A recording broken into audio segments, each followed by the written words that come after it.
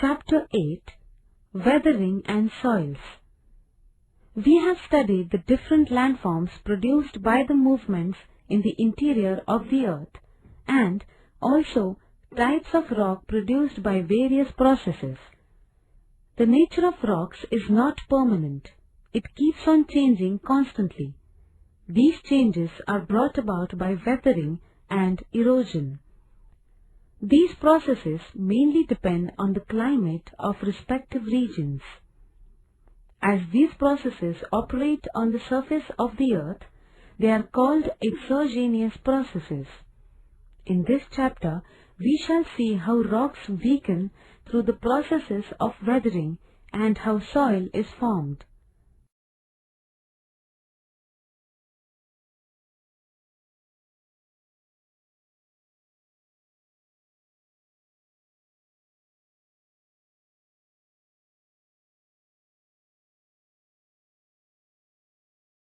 Weathering.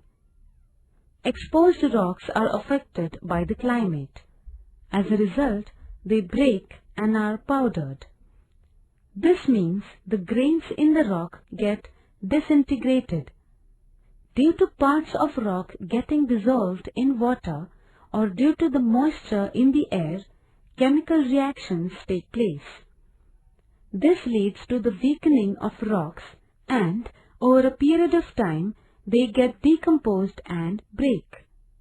This disintegration and decomposition of rocks is called weathering. Weathering also depends on the properties of rocks. The intensity of weathering depends on the cohesiveness of the rock, its porosity and joints present in the rocks, etc. The climate of a region also influences the process of weathering to a great extent. Mechanical weathering and chemical weathering are the two main types of the weathering process. Mechanical weathering mainly leads to the disintegration of rock, whereas chemical weathering causes decomposition of rocks.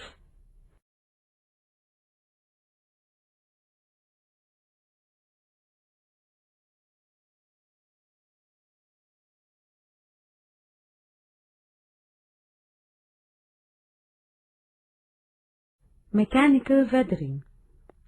Due to the rising temperature during the day, minerals in the rock expand and, as the temperature falls during the night, they contract. As this process goes on continuously, stresses develop in the rock mass. The grains are separated and the rocks break away.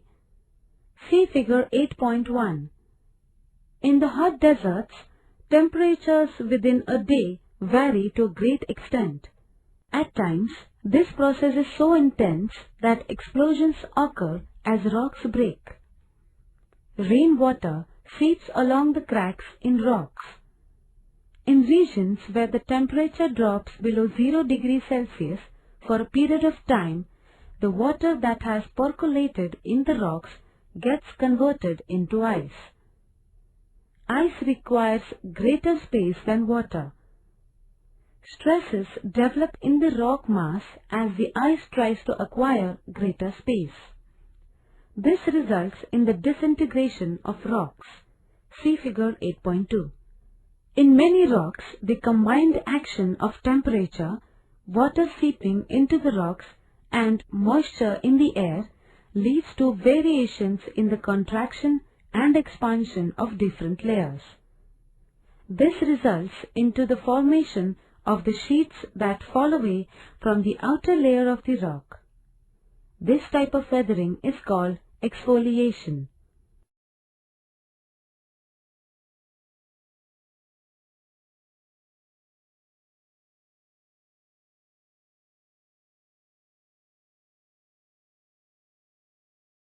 Chemical weathering.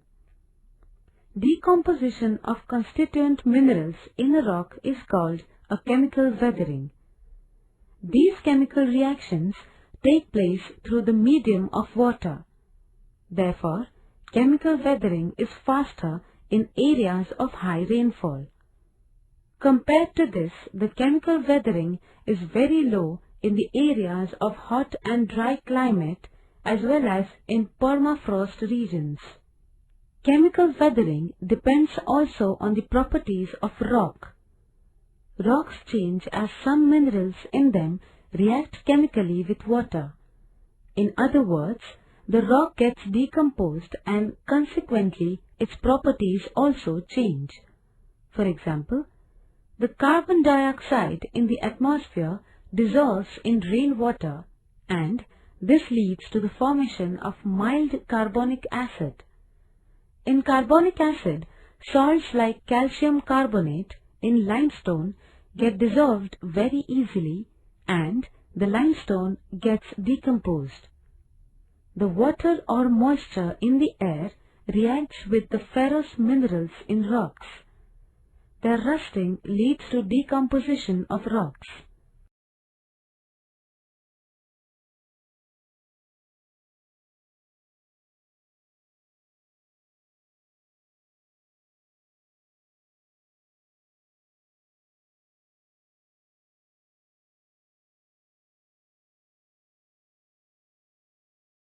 Biological weathering. Roots of trees grow in the cracks of rocks. This creates stresses in the rock mass and the cracks widen.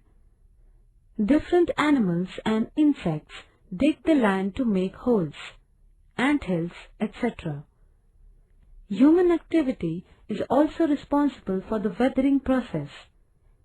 While construction, transport routes, digging wells, or extracting minerals from mines, explosives are used. This too leads to the weathering of rocks. The weathering caused by human beings, animals, and plants is called biological weathering. Soil and soil types. The uppermost layer of the Earth's surface that is produced through the process of weathering and contains some biotic material is called soil. Soil is one of the important natural resources. It is a medium necessary for plant growth. Soils differ from region to region according to the minerals and organic matter that they contain. The thickness of soil, its fertility, ability to drain water are some of the important properties of soil. The growth of plants in a given soil depends on these properties.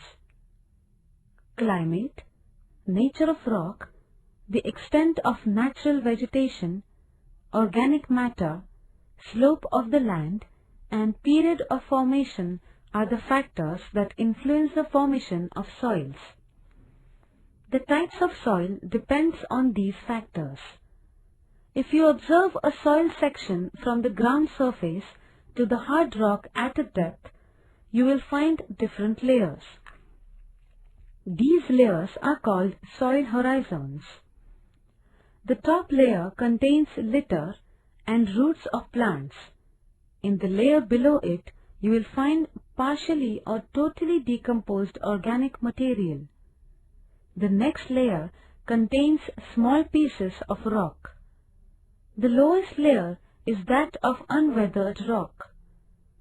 A soil with well-developed horizons is called a mature soil. An enormous period of time is required for the formation of such a soil. The material accumulating at the base of the mountains constantly gets washed off.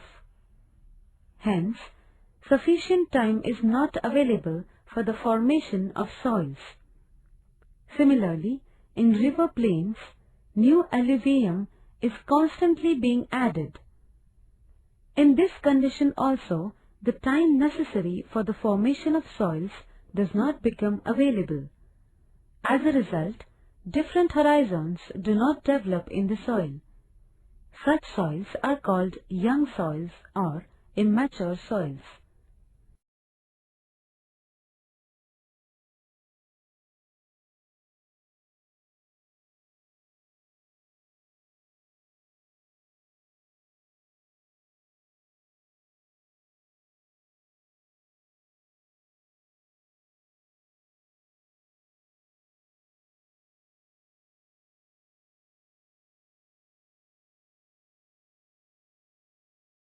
Types of soils. Based on their properties and processes of formation, three types of soils are identified. Zonal soils. Climate plays a dominant role in the formation of this type of soil. Even when there is a variety in the types of rock in a region, the type of soil that is developed is uniform. The regions of zonal soil generally are parallel to the latitudes. See figure 8.5. Even though there is a variety of rocks in most of the frigid zone, you will find the tundra type of soil in the entire zone. Study the figure along with the following table and try to understand the distribution of zonal soils. Intrazonal soils. In the drier regions, typical soils are developed depending on the types of rocks. These soils developed on the basalt rock in Maharashtra, on the red soils developed on the granite and gneiss rocks in South India are examples of intrazonal soils. The soils from which water is not easily drained become saturated. In waterlogged regions, peat soils are developed out of vegetal materials. Soils in Kashmir Valley and Udagamandalam are examples of this type. Intrazonal soils are developed at local levels, hence their extent is limited. Therefore, their distribution is not generally shown on a world map. Azonal soils. These soils are formed in mountainous regions out of the fine grains produced by weathering. However, due to various reasons, this fine-grained material constantly slides down to the slope.